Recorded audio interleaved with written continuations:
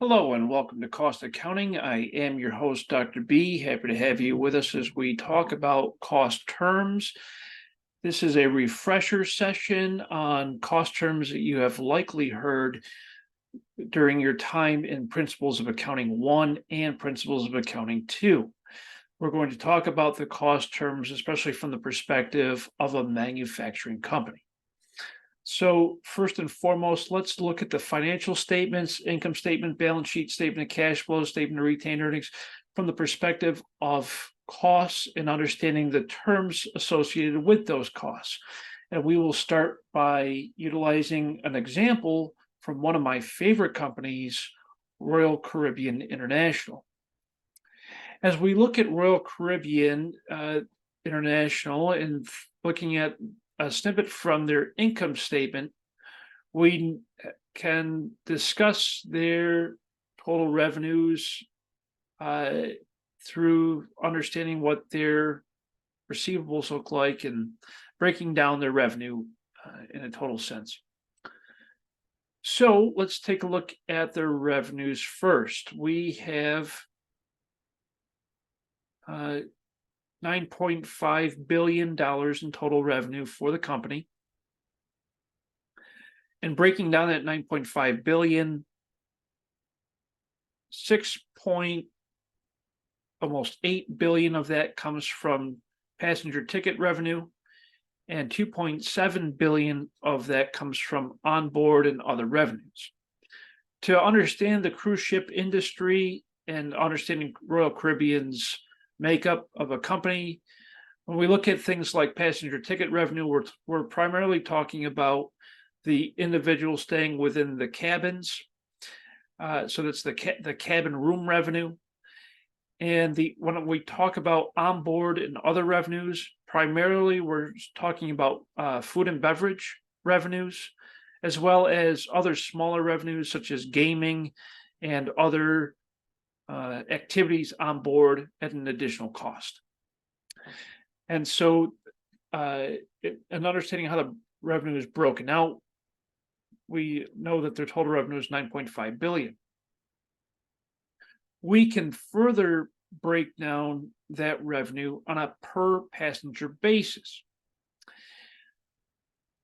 In 1 year, Royal Caribbean carried 6,084,201 passengers. So the way to figure out a per passenger basis is we take the total revenue divided by the total number of passengers. And when we do that, we get $1,560 revenue earned per passenger. On the financial statements in the 10K report for Royal Caribbean, you'll notice the number of passengers carried, the passenger cruise days, meaning the number of days that those passengers were on board the various ships, and the available passenger cruise days, and which leads to the occupancy rate. So to find the occupancy rate, we take the total passenger cruise days divided by the average passenger cruise days to find the occupancy rate. So a couple of things to keep in mind: that the $1,560 total revenue per passenger and the occupancy rate. So in understanding these revenues, let's start taking a look at the various costs associated with the revenue. In knowing the $1,560 in total revenue per passenger, here's how it's broken down. The revenue accounts for these expenses. So let's start with the aft of the ship. We see that $236 or 15.1% of the total revenue per passenger accounts for commissions, transportation, and other costs. Then, of course, we have onboard and other expenses of $89 per passenger, which is 5.7% of the total passenger revenue. $151 per passenger goes to the payroll to provide payroll for the employees working on the vessel. 86 goes to food expense, which is 5.5% of the $1,650. $117 of the revenue goes toward the fuel expense. 12% or $187 of the $1,650 goes toward other operating expenses. $214 of expense goes to marketing, sales, and administrative expenses. $170 goes toward depreciation and amortization expenses. And then there is a very small $12 that goes to other expenses. So when we take the $1,650 in total revenue and when we subtract out all of these expenses, we get down to $298 of gross profit. And so that gross profit, of course, is what sustains the business as it sails into the future. See what I did there? In cost accounting, we look at things like vertical analysis, which helps us to identify the trends across revenues and expenses. And looking at Royal Caribbean's breakdown of the ticket revenue, we have the following information. The ticket revenue accounts for 71.5% of the revenue, and the remaining is 28.5%. So in understanding that there's $1,560 per passenger in total revenue, we could examine how much is spent on total ticket fares. And the way we would do that is we would take the passenger revenue of $1,560 and multiply that by the 71.5%. Or 0.715. And that gets us to $1,115 per passenger that's spent on ticket fares. And in terms of the other revenue, we follow the same process. We take the total revenue per passenger, $1,560, multiply that by 28.5%, which gets us to $445. When I add 1,115 plus 445, I get back to my original 1,560. The reason why it's important to break down the revenues in meaningful ways like this is because of the way that revenue is allocated. And understanding this on a revenue dollar in comparison to the costs and expenses associated with that revenue dollar. So let's take a look at the costs and expenses. As you know, an expense is a resource sacrifice to bring the benefit during the accounting period. It has no future benefit. In other words, an expense is accounted for based off of the matching principle that the expense is associated with the revenue generated during that accounting period. So if we look at 1 month, for example, the revenue generated during that 1 month correlates with the expenses incurred during that month that were incurred in order to generate the profit for that month. That is, in turn, the matching principle that you learned about in Principles of Accounting 1. Costs are the measure of the resource being sacrificed. If costs have objectives, they're measurable for future benefit. There are which are the assets on the balance sheet. If there's no future benefit, then there's simply expenses on the income statement. Another awesome way to think about cost versus expenses. A cost represents something like the purchase of a fixed asset, or it could also represent the acquiring of things like raw materials. They have to have a future benefit. In other words, a cost is associated with the ability to generate revenue in the future.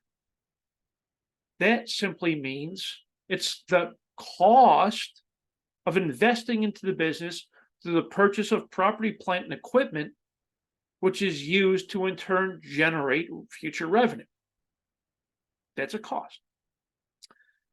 An expense is associated with the revenue that's been generated for that particular month or in that time period. You see?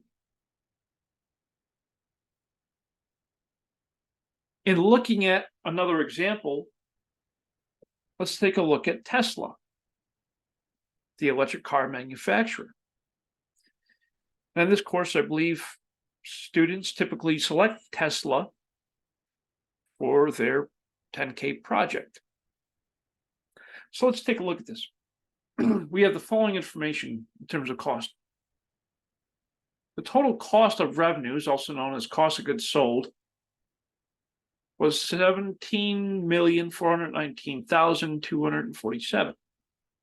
The research and development costs were $1.4 million. The inventory carrying cost is $3.1 million. Prepaid expenses and other current assets on the balance sheet, $365,000. Selling general administrative expenses were $2.8 million. All of these, of course, are in thousands. So that's really 17 billion.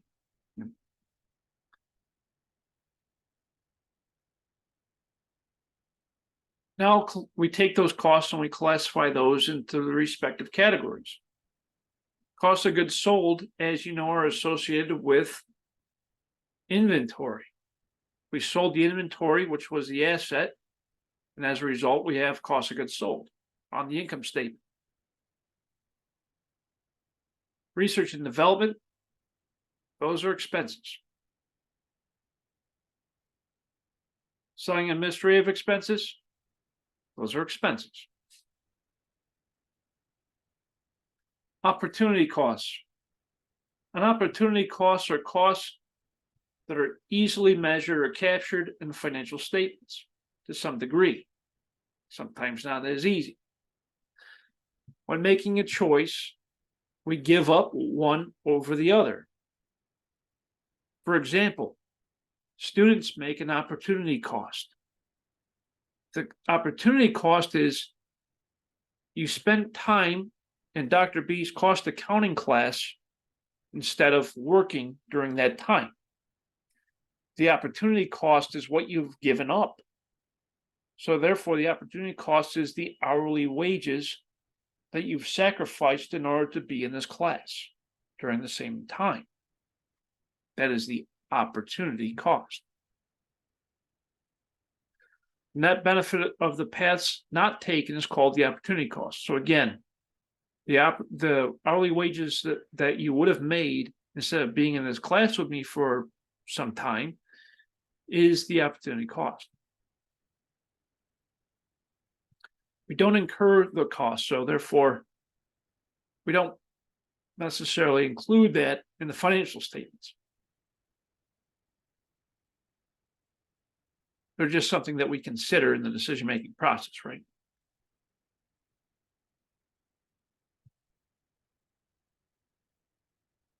In thinking about our costs, our opportunity cost.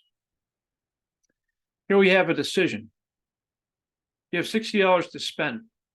You can either purchase one jacket or 3 t-shirts for the total price of $60.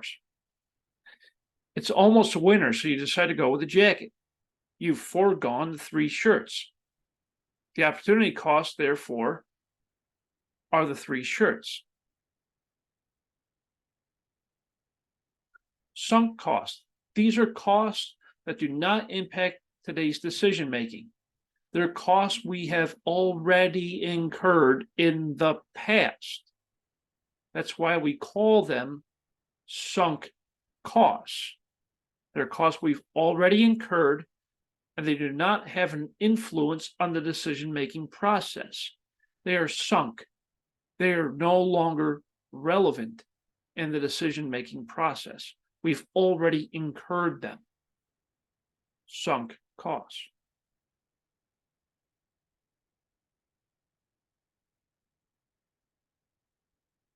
Let's take a look at the financial statements and differentiate between service providers, merchandisers, and manufacturers.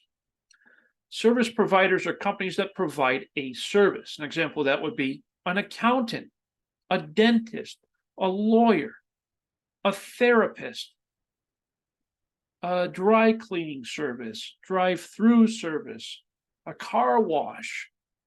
I could go on and on. There's no tangible product associated with a service, right? Your internet service provider, utilities, those are service providers. There's no cost of goods sold on their income statement because they don't sell products, typically.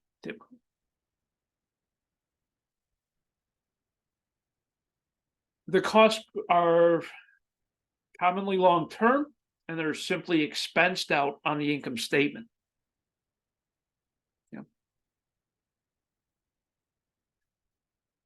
So oftentimes the income statement is impacted. In some cases, depending on the service provider, there might be some raw materials, and so at that point there might be an impact on the balance sheet, but only from a raw materials perspective. And maybe a little factory overhead. Merchandiser.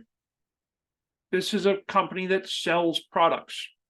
They buy products from distributors and resell them to customers at marked up prices in order to generate a profit. Of course, the way it commonly works for a merchandiser is the merchandiser purchases the inventory from their distributors, they receive them, and then they usually apply a method for the markup.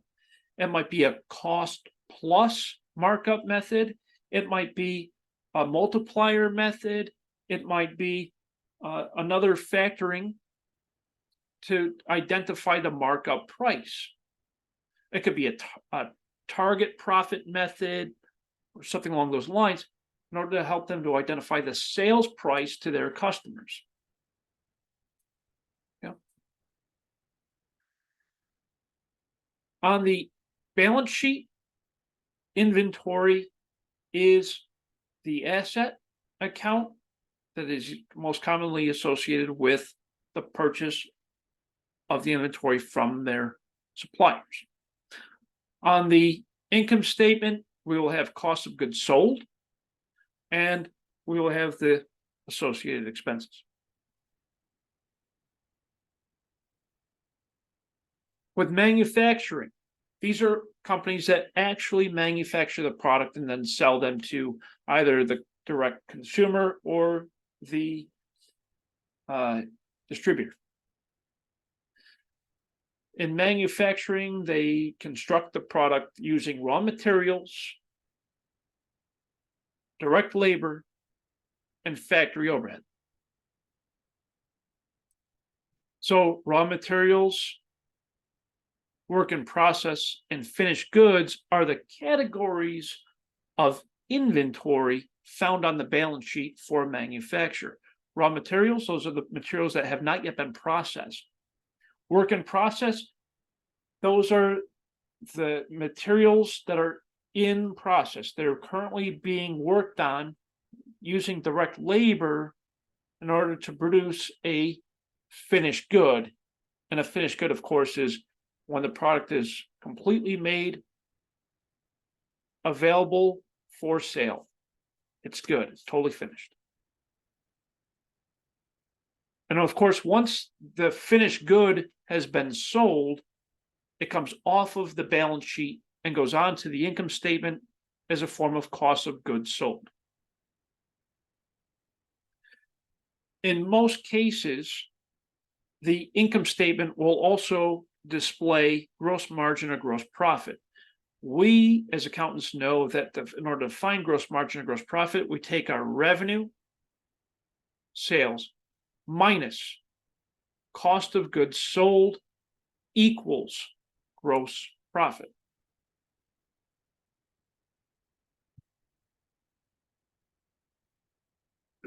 In decision making, we often examine the cost of manufacturing a product, which typically includes direct materials, direct labor, and factory overhead.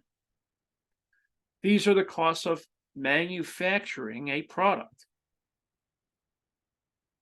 and getting it ready for sale.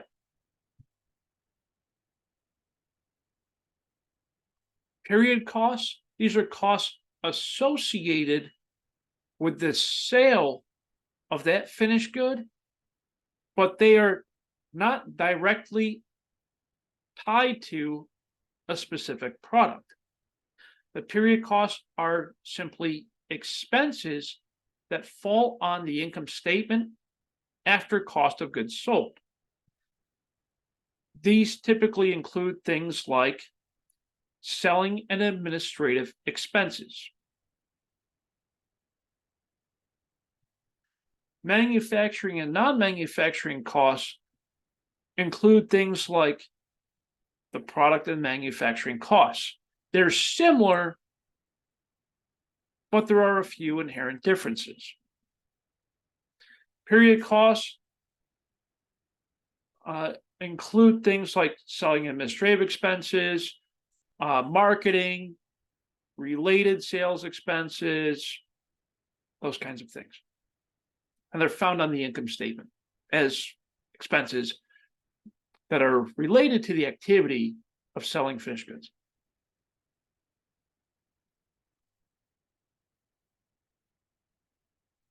Period and non-manufacturing costs include things like rent, depreciation of the building, sales wages of office staff, and administrative expenses and utilities.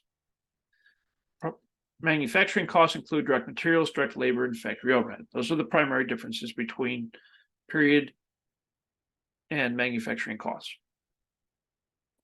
And here's another way to look at the separation of period and manufacturing costs in a graphical representation. It also breaks down the various components.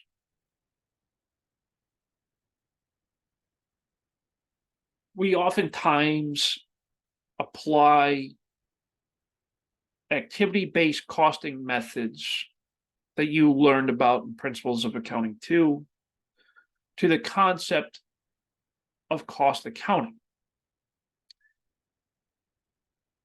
And we typically do this through things like cost object and manufacturing costs and administrative costs, things like that. The cost object is what we're applying it to. Okay, this is the product or the service. Direct costs, these are things that we can directly trace to the manufacturing of a product. These would include direct materials and direct labor. It's important to understand that the direct materials make up the majority of the cost of the product. Direct materials make up the majority of the cost of the product, meaning the product is made up of mostly these raw materials, right? They make up the majority of the cost of that product. Direct labor, these are the employees that are directly working on making that product. This would include people like assembly line employees. They are directly related to the manufacturing of the product. Therefore, I can directly trace their costs to the product.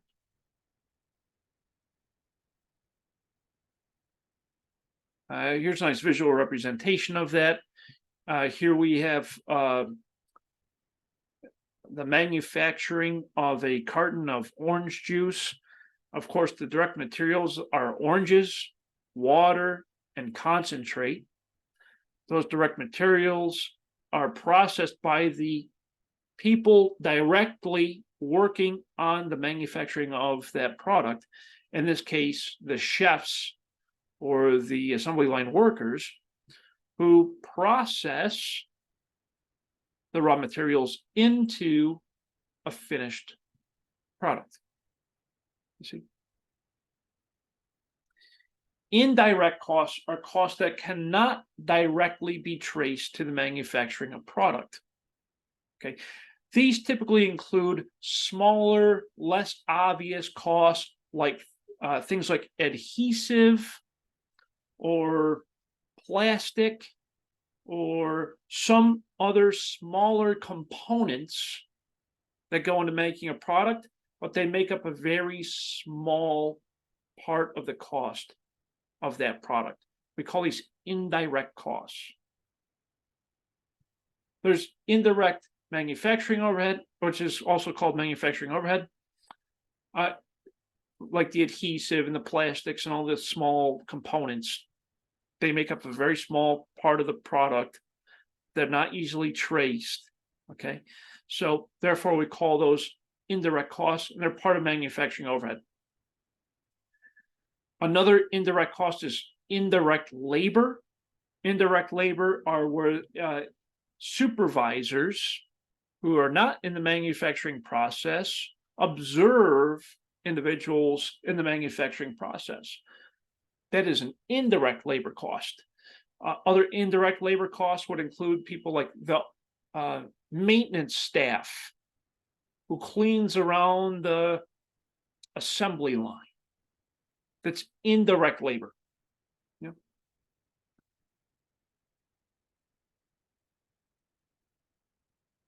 So to recap, direct costs are direct materials and direct labor. They make up the majority of the cost of making a product. Indirect costs, these are costs we cannot directly trace to making a product. Includes indirect materials and indirect labor.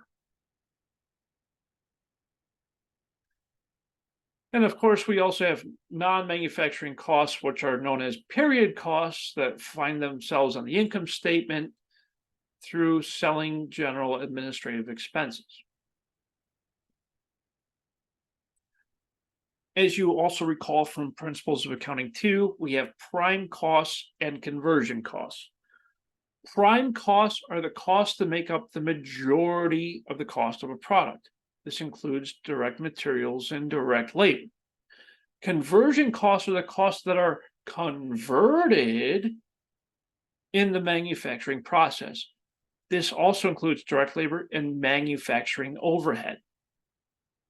They are related to the manufacturing process. We convert their costs into the cost of a good. So primary inputs, and then of course we convert the raw materials into the finished product. Nice graphical representation here. Prime costs are the direct materials and direct labor. They make up the majority of the cost of a product. Conversion costs are the indirect components. Yeah, a little indirect labor and manufacturing overhead. Those are your conversion costs. Prime cost plus conversion costs equal the finished goods. Yeah.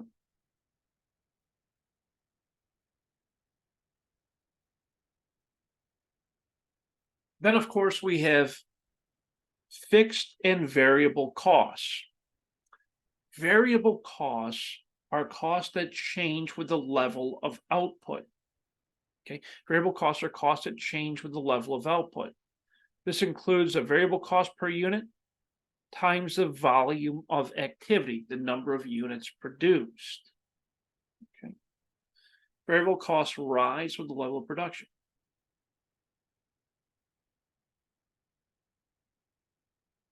As management, we try to control our variable costs as much as possible, by negotiating deep discounts for raw materials, taking advantage of cash payment discounts, the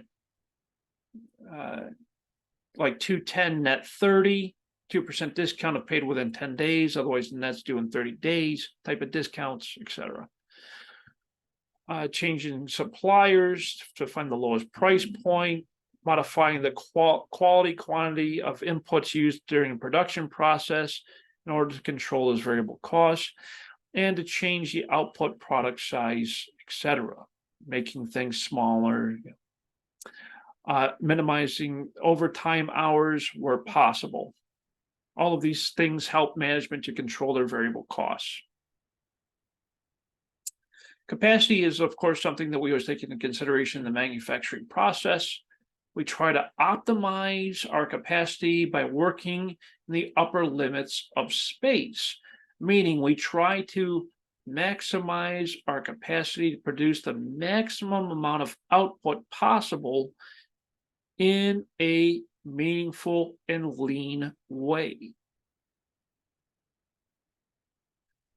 Fixed costs are costs that do not change with the level of output. An example of a fixed cost would be a supervisor's salary.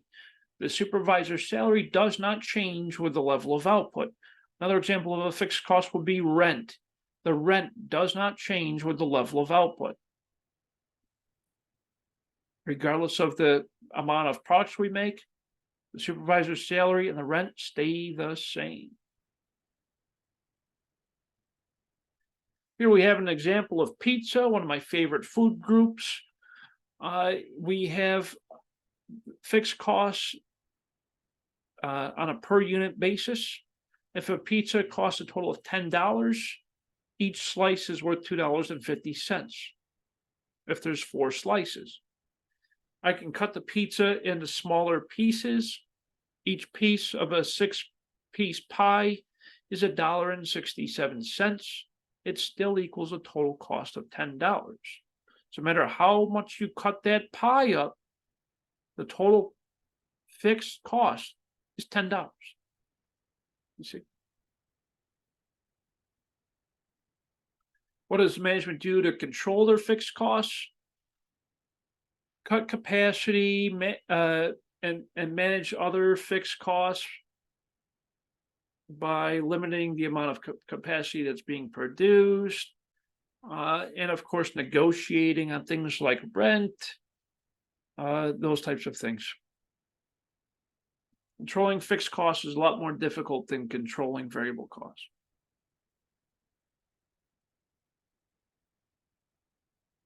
Relevant range. Relevant range is based off of the levels of activity that can be produced from 0 units to 100% of the company's capacity. Fixed costs stay the same regardless of the range. Regardless of what's being produced, fixed costs will always be the same. On a per unit basis, the fixed costs are in totality. Okay, and are not typically expressed on a per unit basis.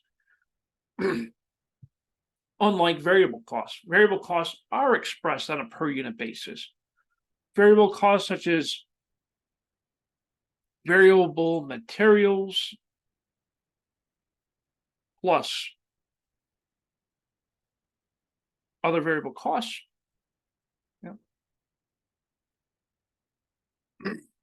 Fixed costs can be somewhat misleading to decision makers because fixed costs are fixed. They don't change with the level of output. If you notice a fixed cost on a per unit basis, it's important to understand what the activity level or the activity base being used is in order to understand why someone would want to see something on a fixed cost on a per unit basis. It's just not as interpretable as it would be with variable cost. But of course, you can figure out what a fixed cost is on a per unit basis by taking the total fixed cost and dividing it by the total number of units produced. But what does it really tell you? That part is know, little vague. It's like, why would you do it? Okay, let's look at flow of costs from the balance sheet to the income statement. So we're going to look at this from a couple of different methods. One is from manufacturing. So if we look at it from a manufacturing perspective, we can see that manufacturer converts assets from raw materials inventory to assets of higher value accounted for, work in process inventory, and finished goods. In other words, as we use raw materials, we transfer it out of raw materials and we put it into work in process. In the work in process stage, we are processing the raw materials. We're adding the cost of labor and we're adding the cost of factory overhead in that process at each department that the inventory passes through. And then we add it all up at the end to get the total cost of finished goods inventory. Since inventory has future benefit, we have it on the balance sheet. It's under current assets on the balance sheet. Once the inventory is sold, we take it off of the balance sheet and we put it onto the income statement as cost of goods sold.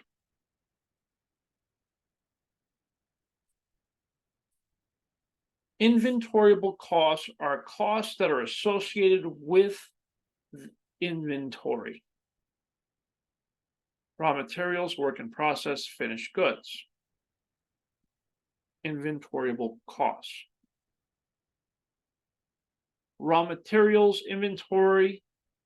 The total cost of raw materials inventory includes the purchase price of the raw materials plus the cost of delivering it to the factory equals total cost of raw materials inventory. Here's a journal entry that we will commonly make when we purchase raw materials inventory. We debit raw materials inventory and we credit accounts payable or cash if we're paying in cash. Looking at the T account for this, for raw materials inventory, we have beginning balance plus purchases equals the ending balance for raw materials inventory. Notice it's on the debit side. That's because raw materials inventory is an asset account. It belongs on the debit side. Materials requisition is when we move materials from one to another. When the manufacturing process begins, the manufacturing facility fills out a requisition form that identifies the type and quantity of raw materials being requested for the manufacturing process. That form gets sent over to the warehouse where the raw materials are, and then the raw materials come from the warehouse to the manufacturing facility.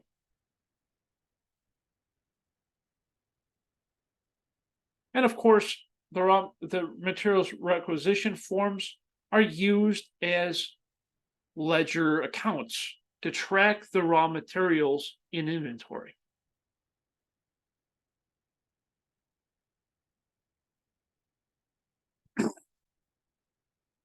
That's how we trace the cost of production.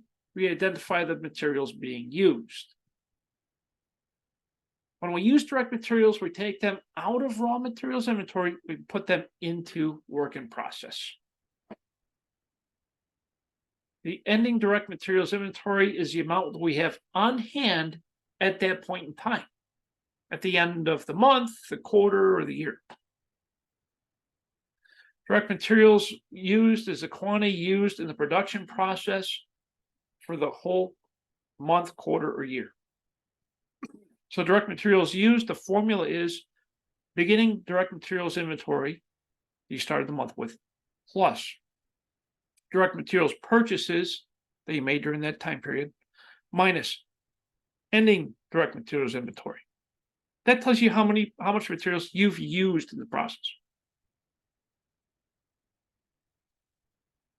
And of course, here's what it would look like on a T account for direct materials inventory. We have a beginning balance 0. We purchased 5,000 units. And then we've used X number of units, meaning it was transferred out of direct materials inventory. You'll notice that the amount that was transferred out of direct materials inventory is the same amount that will show up on the debit side for work in process inventory. This example is 3,400.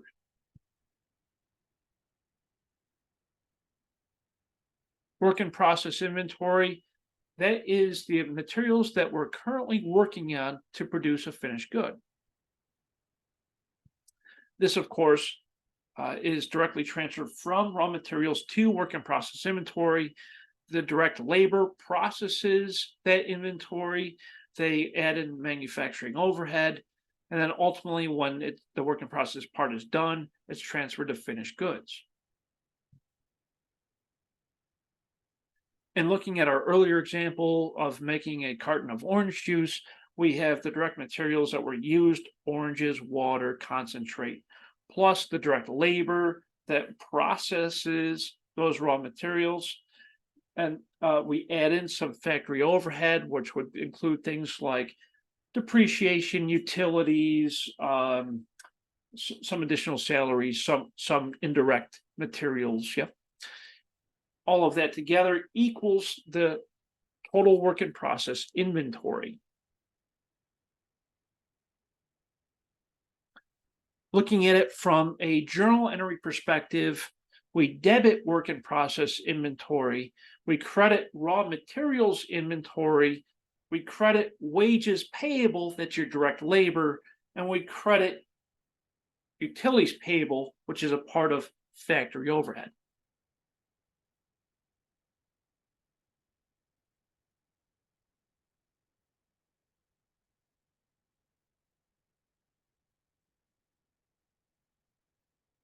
So of course, the direct materials, representative of the raw materials. The factory overhead is representative of that additional utilities. And direct labor is representative of work in process.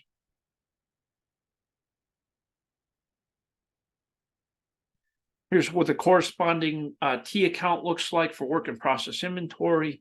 Beginning balance was 0. We used 3,400 of raw materials plus direct labor 2,500 plus manufacturing factory overhead 1,000, gives us an ending balance of work in process inventory of 6,900. For finished goods, it's the materials that we take out of work in process and put into finished goods. It is considered to be a finished goods when it's available and ready for sale.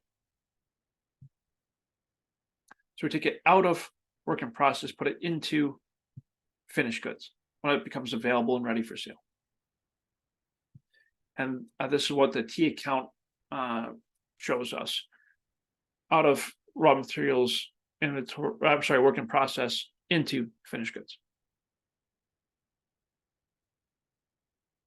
This is what the journal entry would look like for that movement of that inventory. Debit finished goods to increase finished goods, credit work in process to decrease work in process. Just asset accounts that we're affecting, so of course the accounting equation will always be in balance.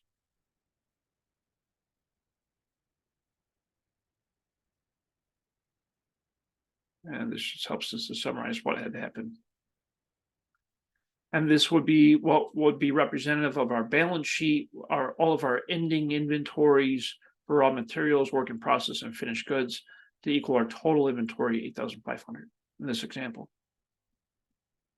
Inventory is what we consider to be a continuous flow. So you'll always have inventory moving from raw materials inventory into work in process, out of work in process, and then to finished goods. It's a continuous process. As you may recall, we have job costing and process costing. Job costing is based off of individual customer specific orders, job orders. Process costing is a continuous process. They continue to manufacture that same product. It's homogeneous, high volume, over and over and over again. So there's a continuous flow from raw materials to work in process to finished goods, which is what something like orange juice would follow. The cost of goods manufactured is an internal report that shows us the total cost of manufacturing a product. So beginning balance plus direct materials used plus direct labor used plus manufacturing overhead. And then, of course, all of those together would be representative of the cost of goods manufactured within work in process inventory. This is an example of the schedule of cost of goods manufactured. It's representative of the total cost of goods manufactured that come from, of course, work in process inventory.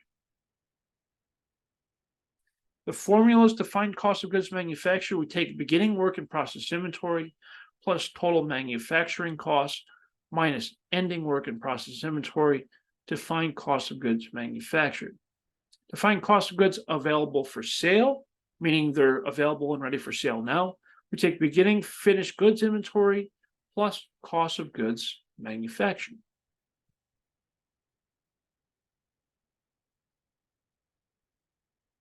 As finished goods are being sold, they of course come off of the balance sheet from finished goods and go onto the income statement as a form of cost of goods sold.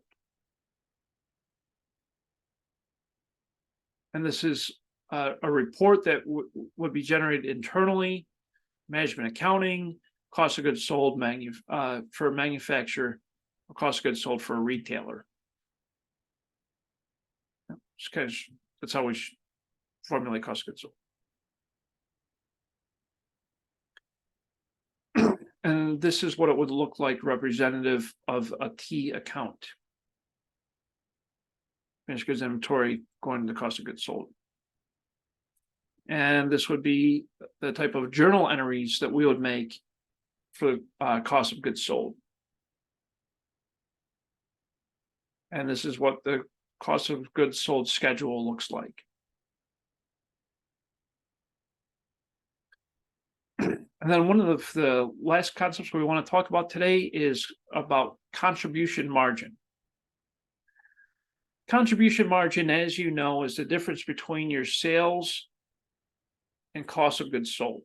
Sales minus cost of goods sold equals gross margin, minus your selling and administrative expenses equals your operating income.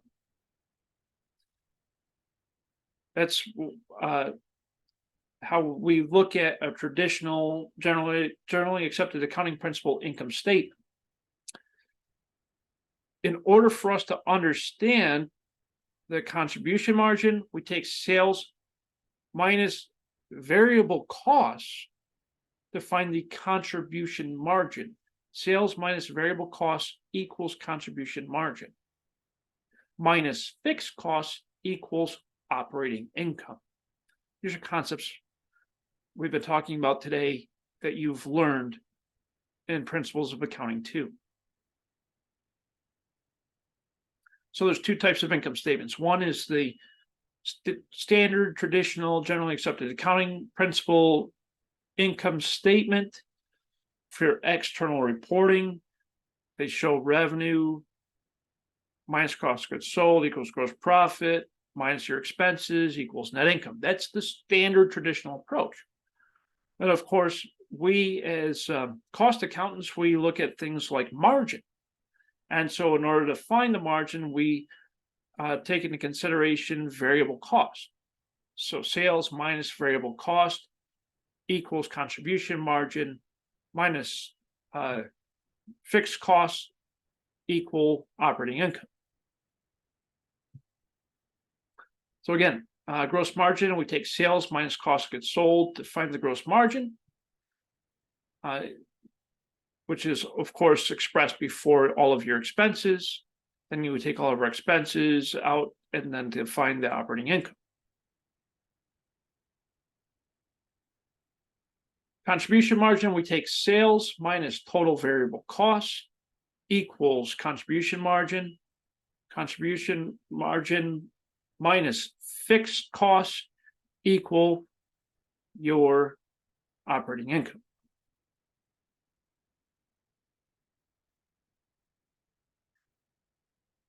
So contribution margin in comparison to gross margin, here we have an example where we look at some data that's provided to us, and we try to find total variable costs and total fixed costs.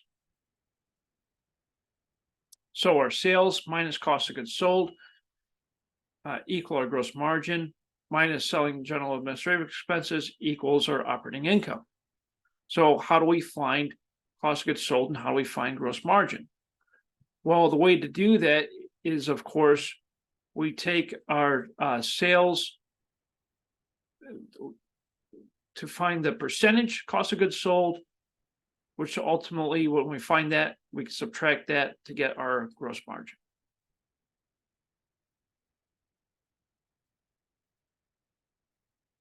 And if we needed to find fixed cost, the simplest way, of course, here is we will take our sales.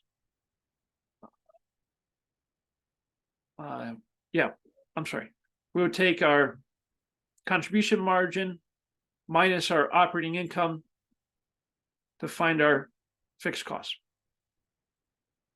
It's just a matter of solving for X.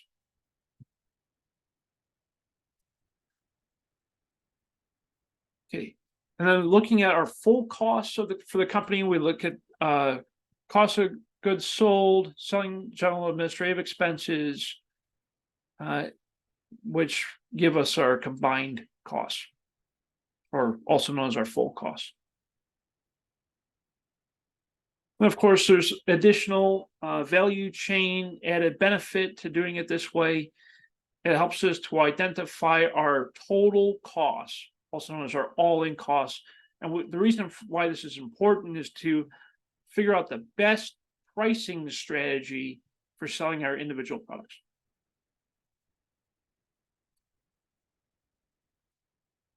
And that is the conclusion of today's discussion on the review of cost terms that you learned about in Principles of Accounting 2.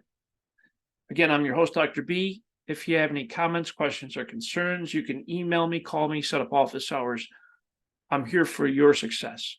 Thank you so much for your time today. I appreciate you, and always my best to you.